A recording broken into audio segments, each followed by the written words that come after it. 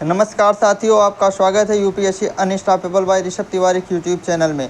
आज हम GS paper 3 के अंतर्गत इन्वायरमेंट एंड इकोलॉजी के संदर्भ में आज आपको हम वन्य जीव संरक्षण के बारे में बताएंगे। वन्य जीव संरक्षण अर्थात वाइल्ड लाइफ प्रोटेक्शन। अब वाइल्ड लाइफ प्रोटेक्शन के बारे में किसी भी राज्य या राष्ट्र की सीमा के अंतर्गत कौन कौन से कानून हैं तथा अंतर्राष्ट्रीय स्तर पर कौन कौन से कानून हैं, उसके बारे में हम विवेचना करेंगे। सर्वप्रथम जो राष्ट्रीय स्तर के संरक्षण प्रोजेक्ट हैं वो कौन कौन से जानवरों के प्रति लागू होते हैं।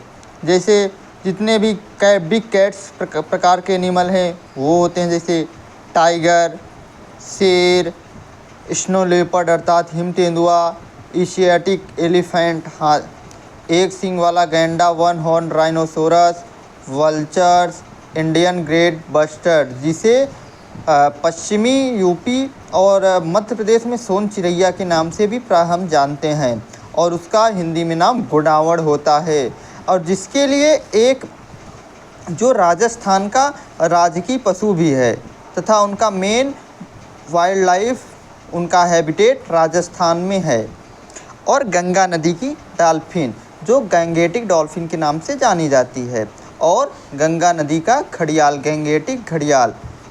तो वन्यजीव संरक्षण प्रोजेक्ट में राष्ट्रीय स्तर पर कौन कौन से जानवरों के में लागू होते हैं। एक हुआ tiger, lion, snow leopard, Asiatic elephant, one horn rhinoceros, vultures, Indian great bustard, Gangetic dolphin and Gangetic घड़ियाल।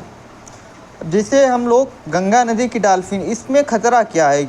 खतरा ये होता है कि बहुत सारे बैराज बना दिए गए हैं, छोटे बड़े बांध गंगा नदी में बन गए हैं, उससे उनके हैबिटेट कम होता जा रहा है तथा पोल्यूशन की मात्रा बढ़ने के कारण उनकी लाइफ हटती जा रही है, और मछुआरों द्वारा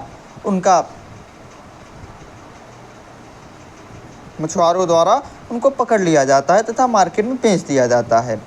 तो ये हुए राष्ट्रीय स्तर पर वन्य जीव संरक्षण के प्रोजेक्ट। टाइगर, जैसे हम लोग टाइगर के बारे में जानते हैं क्योंकि उनकी संख्या में बढ़ोतरी हो रही है। अब राज्य स्तरीय संरक्षण प्रोजेक्ट के बारे में हम जानेंगे। तो राज्य स्तरीय में जम्मू एंड कश्मीर यूटी में हांगुल पक्षी है, उसको संरक्षण दिया जाता है, उसको प्रोटेक्शन दिया जाता है। नीलगिरी तहर जो तमिलनाडु का स्टेट एनिमल है, और रेड पांडा और क्लाउडेड लीपर्ड जो है नॉर्थ ईस्टर्न स्टेट का एक प्रोटेक्टिव एनिमल। अब हम अंतर्राष्ट्रीय स्तर पर देखते हैं कि इनके संरक्षण के लिए कौन कौन से उपाय किए गए हैं। अंतर्राष्ट्रीय स्तर पर एनिमल के संरक्षण के लिए उपाय देखेंगे। सर्वप्रथम नाम एक एजेंसी का होता है जिसका नाम है IUCN, international union for conservation of nature and national reserve. अब हम IUCN के बारे में जानेंगे तो सबसे पहले उनकी श्रेणियाँ जो होती है, कौन कौन सी उनकी श्रेणी है।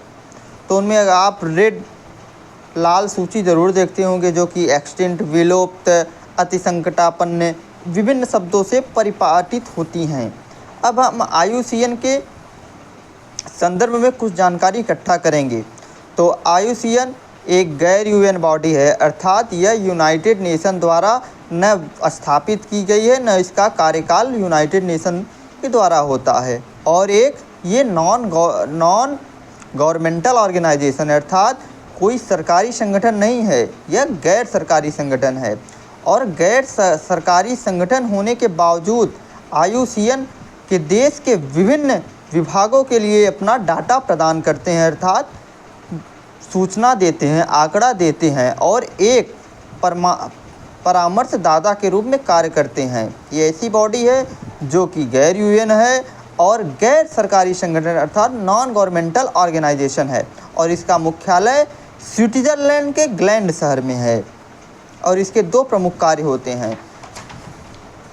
संकटग्रस्त प्रजातियों की रेड लिस्ट जारी करना, जो एक्सटिंक्ट प्रजातियां हैं जिनमें बहुत सारे संकट हैं, उनके लिए एक रेड लिस्ट जारी करना जो उनके प्रोटेक्शन के लिए कार्य करती है। और रेड डाटा बुक जारी कौन करता है?